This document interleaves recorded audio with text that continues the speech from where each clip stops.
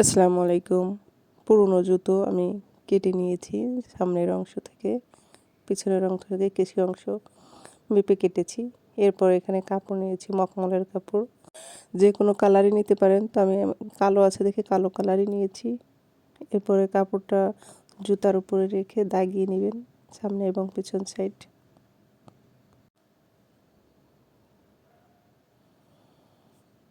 কেটে নিচ্ছি।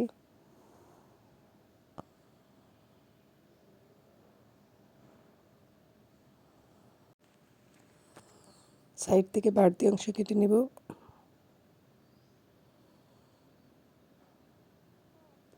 এরপরে ছোট ছোট করে কাট করে দেবো এখানে। এটা জয়েন্ট করার জন্য এই আঠাটা নেবেন, না হলে কাপড়ের যে ফ্যাব্রিক্সের আঠাটা পাওয়া যায় ওইটা নেবেন। এটা সবথেকে ভালো হয়, আঠাটা খুব ভালো। তো আঠার সাইড দিয়ে কাপড়টা লাগিয়ে নিচ্ছি। কালো কালার তো দেখা যাচ্ছে না, বোঝা যাচ্ছে না।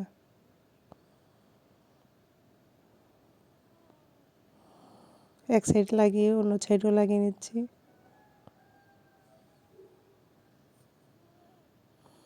এরপরে ভিতরের সাইডে কাট করে তারপরে ভিতরে আঠা দিয়ে লাগিয়ে নেবেন ভালো করে।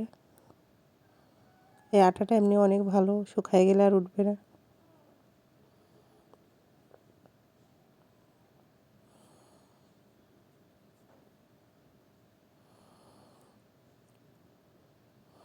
তো পিছন সাইডও মেপে কেটে নেবেন, তাহলে হচ্ছে গিয়ে ছোটো বড়ো হবে না।